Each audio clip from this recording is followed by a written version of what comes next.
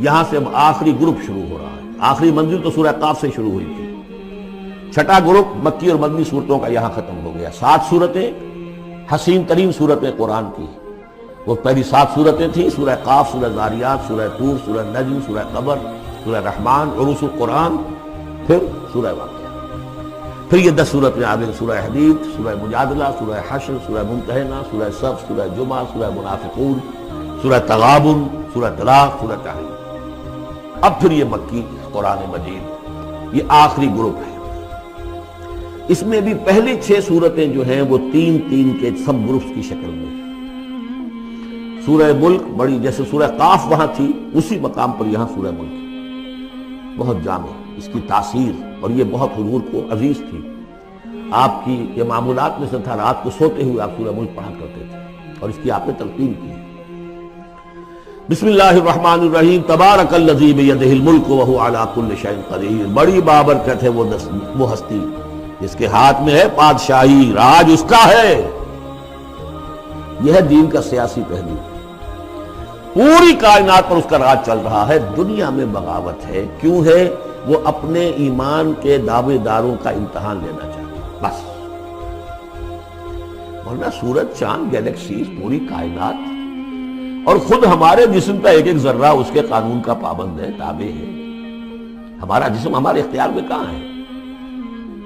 میں تنگ آ جاتا ہوں، 2 دن ہوتے ہیں یہاں سے تو طبیعت خراب ہو جاتی ہے، جب تک کہ میں وقت لگتا ہے کینچی لے کر بیٹھتا ہوں. اگر میں چاہوں کہ یہاں بال نہ آئے، میرا جسم ہے، میرا تو اختیار نہیں، تو آئیں گے. تو ہمارا جسم بھی جہاں تک اس کی فزیولوجی کا تعلق ہے، اس کی اناٹومی کا تعلق ہے، یہ سارا اللہ کے قانون کے تابع، میرے تابع تو نہیں. میں چاہوں میرا دل ذرا رک جائے، جب چاہوں میں اس کو سٹارٹ کر لوں، یہ تو نہیں ہوگا. جب بند ہوگا بند ہو جائے گا، میرے اختیار میں نہیں ہے.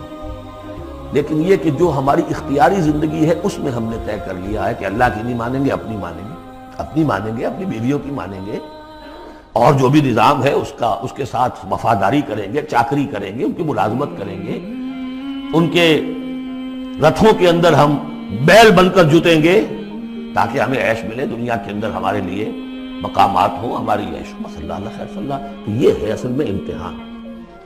ورنہ بادشاہی یہاں اب بھی اسی کی ہے. یہ صرف ہلدی کی گانٹھ ہے جسے لے کر ہم پنساری بن کر بیٹھ گئے. میری مرضی، میرا خیال، میرا نظریہ یہ ہے. اور ہمارے نزدیک جو ہے طریقتکم المثلی، ہمارے جو کلچر ہے، مثالی نظام جو ہم نے بنایا ہے، ہمیں اس کی حفاظت کرنی ہے. تبارک الذی بیدہ الملک وہو علی کل شیء قدیر. وہ ہر چیز پر قادر ہے. الذی خلق الموت والحیاۃ لیبلوکم ایکم احسن عملا. اب دیکھیے ہم نے حیات انسانی کا جو اب تک سمجھا ہے، جس کو کہ عمر نے، جو کہ بہت بڑا شاعر ہے، اس نے اپنی بیوی سے خطاب کر کے کہا ہے: حیات ثم موت ثم بعث حدیث و خرافات یا ام عمری. یہ کیا ہے؟ زندگی پھر موت پھر زندگی، یہ کیا سب حدیث و خرافات، معاذ اللہ. ہم نے بھی دیکھا پہلے کنتم امواتا فاحیاکم ثم یمیتکم ثم یحییکم ثم الیہ ترجعون. یہ وقفے کیوں ڈالے گئے؟ یہ موت کا وقفہ کیوں ڈال کر زندگی کا ایک حصہ نکال دیا علیحدہ؟ 30 40 50 60 سال یہ دنیا کی زندگی، پھر موت کا وقفہ. موت ایک زندگی کا وقفہ ہے، یعنی آگے بڑھیں گے غم لے کر. کیوں؟ اس کی حکمت بتائی جو ہم پڑھائیں سورہ واقعہ میں. قدرنا بینکم الموت، تمہاری ہی زندگی کا تسلسل ہے جس میں ہم نے ایک وقفہ موت کا ڈال دیا ہے. حیات لیبلوکم ایکم احسن عملا. یہ جو چنک علیحدہ کیا ہے یہ اس لیے کہ تمہاری آزمائش ہو، امتحان ہو، تمہیں جانچا جائے. وہ 3 گھنٹے کا امتحان ہوتا تھا جو دیتے تھے تم کبھی اسکولوں میں، اب یہ 30 برس کا سمجھ. اور واقعی 30 برس ہی ہوتے ہیں آدمی کے پاس. پہلی زندگی کے 20-25 برس ایسے گزر گئے، شعوری ابھی نہیں ہے. اور پھر ایک خاص عمر کے بعد جو ہے آزاد ڈھیلے پڑ گئے، اور پھر یہ کہ لا یعلم من بعد علم شیئا. 30 نہیں ہوں گے، 40 مل جائیں گے آدمی کو. کام تو یہی ہوتا اس کے لیے. لیکن اس لیے ہے لیبلوکم ایکم احسن عملا، تاکہ تمہیں جانچے پرکھے دیکھے تم میں سے کون ہے اچھے عمل کرنے والا. اب دیکھیے علامہ اقبال کی جو نظم ہے زندگی کے موضوع پر، واقعہ یہ ہے کہ بہت چوٹی کی چیز ہے، بہت عمدہ چیز. تو اسے پیمانہ امروز فردہ سے نہ ناپ، جاویداں پہم دواں ہر دم جواں ہے قلزم ہستی سے تو ابھرا ہے مانند حباب. جیسے سمندر میں ایک بلبلا سا ہوتا ہے، کتنی زندگی ہوتی ہے بلبلے کی. قلزم ہستی سے تو ابھرا ہے مانند حباب، اس زیاں خانے میں تیرا امتحان ہے. خلق الموت والحیات لیبلوکم ایکم احسن. ہے کبھی جان اور کبھی تسلیم جان ہے زندگی. کبھی زندگی جان سے مترادف ہے، عبارت ہے، کبھی جان دینا اصل زندگی ہے. وَلَا تَقُولُوا لِمَنْ يُقْتَلُ فِي سَبِيلِ اللَّهِ أَمْوَاتٌ بَلْ أَحْيَاءٌ وَلَكِنْ لَا تَشْعُرُونَ. ہے کبھی جان اور کبھی تسلیم جان ہے زندگی. اصل زندگی جو ہے وہ جان دے دینے سے حاصل ہوتی ہے. الذی خلق سبع سماوات طباقا، وہ اللہ جس نے بنائے 7 آسمان ایک دوسرے کے اوپر.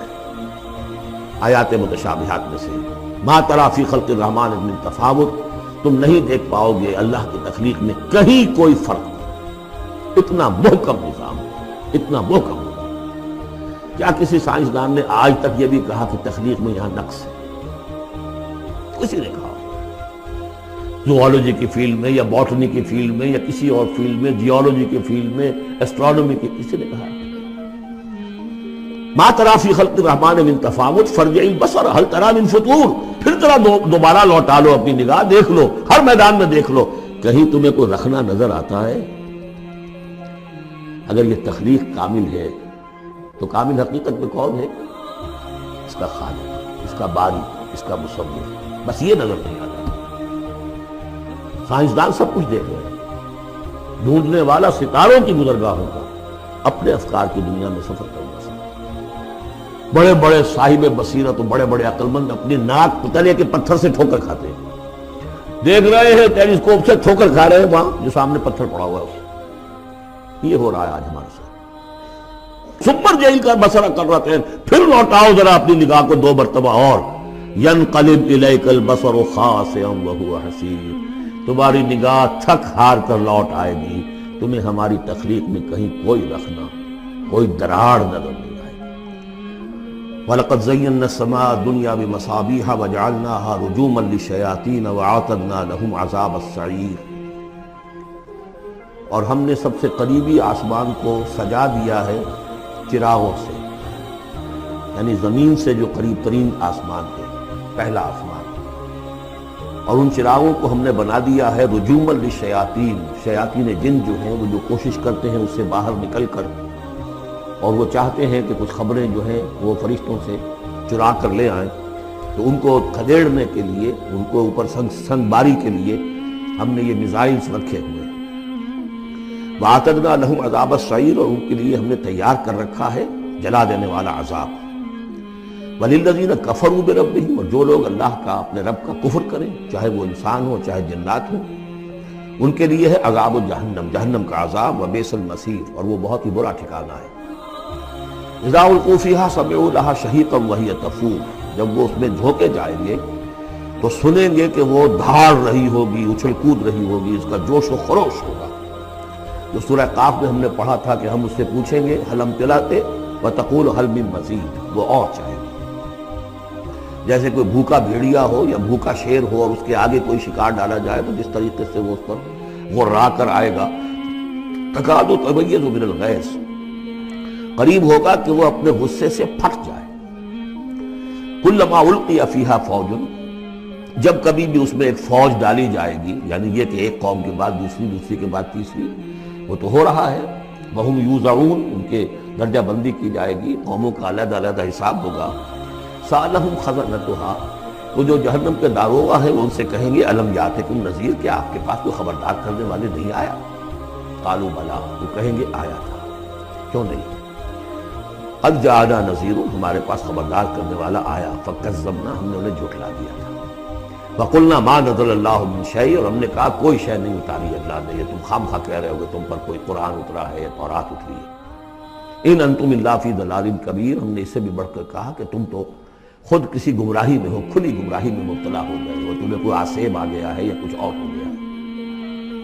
وقالوا لو كنا نسمع او نعقل، اور انہوں نے کہا یا وہ کہیں گے کہ اگر ہم سنتے اور سوچتے، غور کرتے، عقل سے کام لیتے، ما کنا فی اصحاب السعیر، تو ہم نہ ہوتے اس جہنم والوں میں سے۔ فاعترفوا بذنبہم، پس انہوں نے اپنے اصل گناہ کا اعتراف کر لیا۔ یہ بہت اہم مقام ہے۔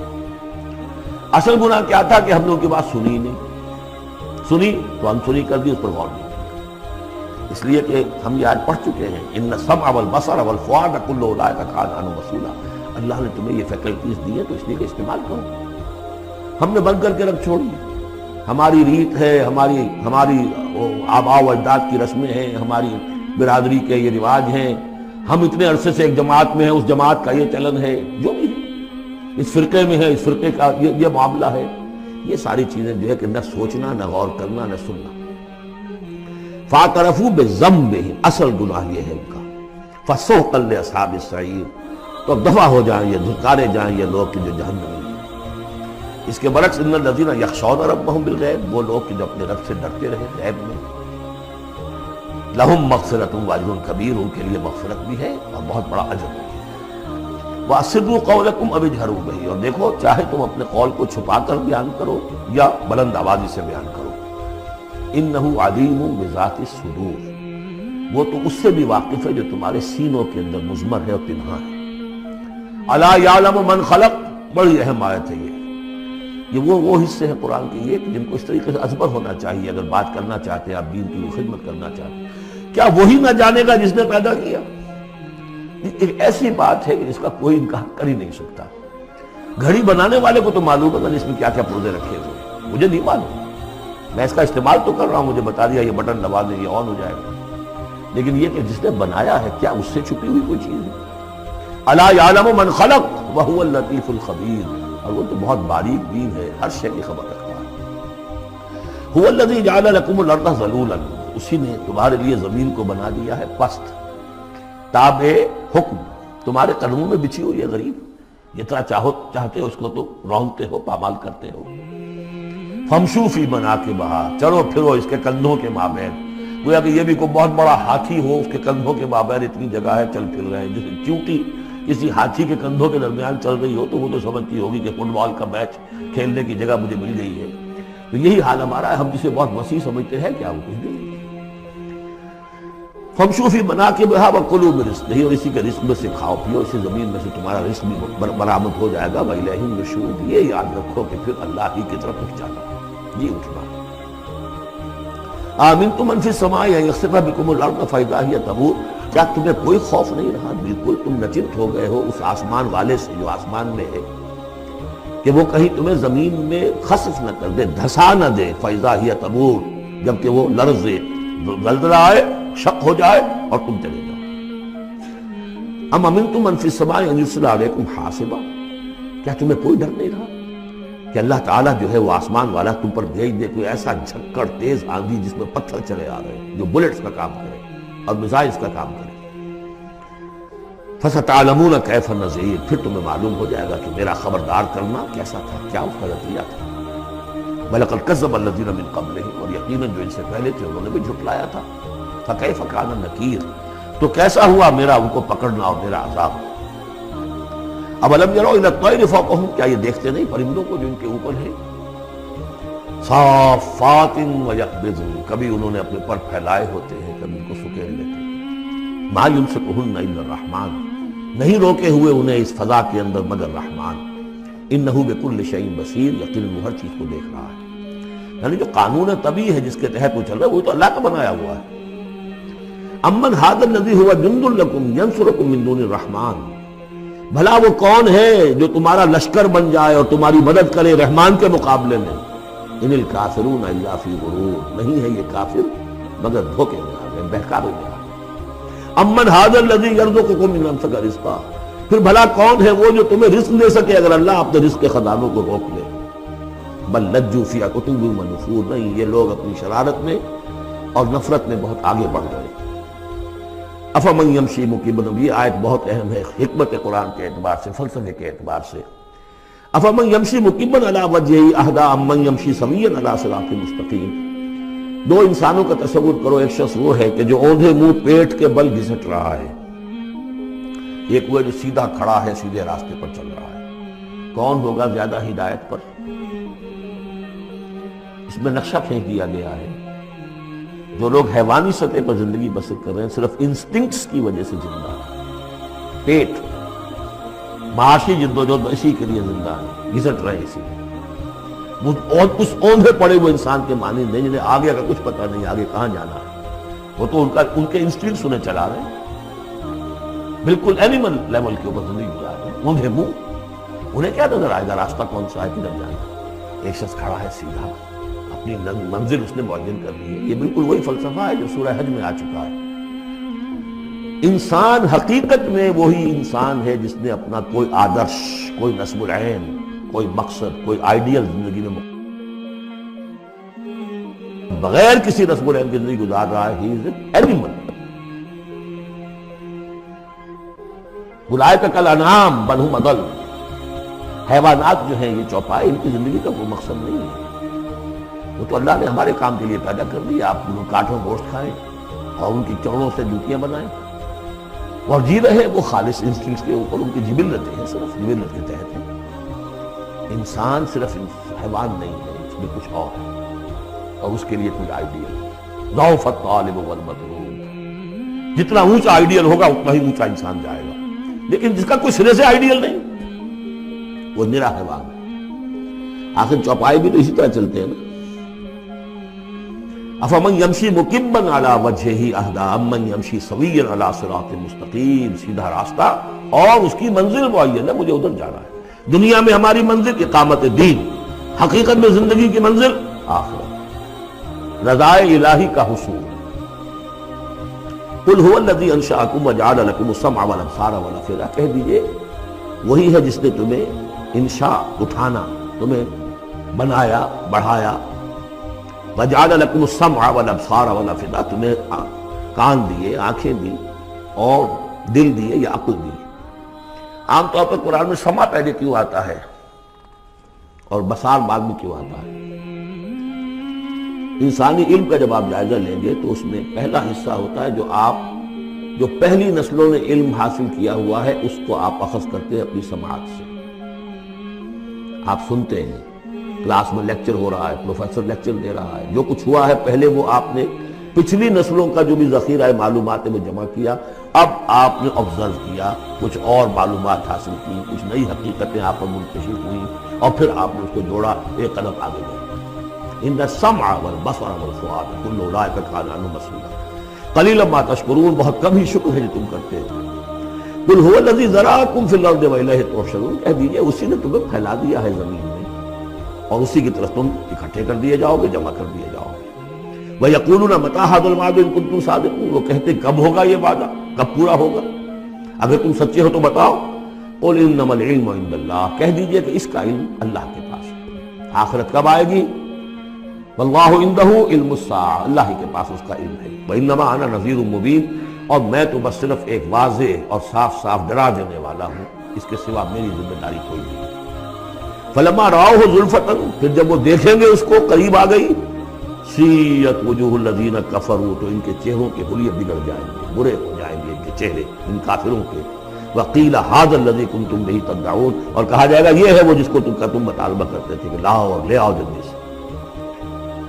قل ارأیتم ان اہلکنی اللہ ومن معی او رحمنا فمن یجیر الکافرین من عذاب الیم، اے نبی سے کہیے دیکھو اگر مجھے میرا اللہ ہلاک کر دے یا اور جو میرے ساتھ ہیں ان سب کو بھی ہلاک کر دے، یا اللہ تعالی ہم پر رحم فرمائے، سوال یہ ہے کہ تمہیں کون بچائے گا، کافروں کو کون بچائے گا عذاب علیم سے؟ ہمارا جو بھی ہو ہم ناکام رہ جائیں، تمہارے نزدیک ناکام ہو گئے، ہمارے نزدیک تو کوئی ناکامی ہے ہی نہیں۔ حل تربصون بنا الا احدی الحسنیین، دو اعلیٰ صورتیں ہیں، ان میں سے تیسری کوئی صورت ہے ہی نہیں۔ یا ہمارا رب ہمیں سب کو جام شہادت نوش کروا دے، کامیابی سب سے بڑی کامیابی تو یہی ہے، اور کامیاب ہو کر اگر واپس آ گئے تو تم بھی کہو گے کہ کامیاب ہو۔ لیکن تم سوچو کہ کافروں کو کون بچائے گا دردناک عذاب سے؟ قل هو الرحمن آمنا بہ، کہہ دیجئے وہ رحمان ہے، اس پر ہم تو ایمان لا چکے ہیں، وعلیہ توکلنا، اور اسی پر ہمارا توکل۔ نوٹ کر لیجیے یہ صورتیں جو ہے بالکل ابتدائی زمانے کی صورتیں ہیں۔ ابھی سمجھیے کہ یہ ابتدائی رد و قضا ہے، جس کی آخری شکلیں وہ ہیں جو سورہ انعام اور سورہ اعراف اور سورہ یونس اور سورہ ہود میں ہم دیکھا ہے۔ فَسَتَعْلَمُونَ مَنْ هُوَ فِي ضَلَالٍ مُبِينٍ، تو عنقریب تمہیں معلوم ہو جائے گا کہ کھلی گمراہی میں کون تھا، ہم تھے یا تم تھے۔ قُلْ أَرَأَيْتُمْ إِنْ أَصْبَحَ مَاؤُكُمْ غَوْرًا، ذرا ایک بات پر اور غور کرو، اگر تمہارا یہ پانی جو زمین کا ہے وہ نیچے اتر جائے، کبھی کبھی ایک دم بہت جو ہے ایک الارم ہو جاتا ہے کہ پانی کی سطح نیچے جا رہی ہے، بارشیں کم ہوئی ہیں، پانی کی سطح نیچے جا رہی ہے، کہاں سے لائیں گے پانی؟ تو پھر بھی ابھی ایک حد تک ہی نیچے جاتی ہے، یہ پانی اور نیچے چلا جائے۔ فَمَنْ يَأْتِيكُم مِّن مَّاءٍ مَّعِينٍ، کون ہے وہ جو لائے گا تمہارے پاس وہ پانی صاف نتھرا ہوا پانی؟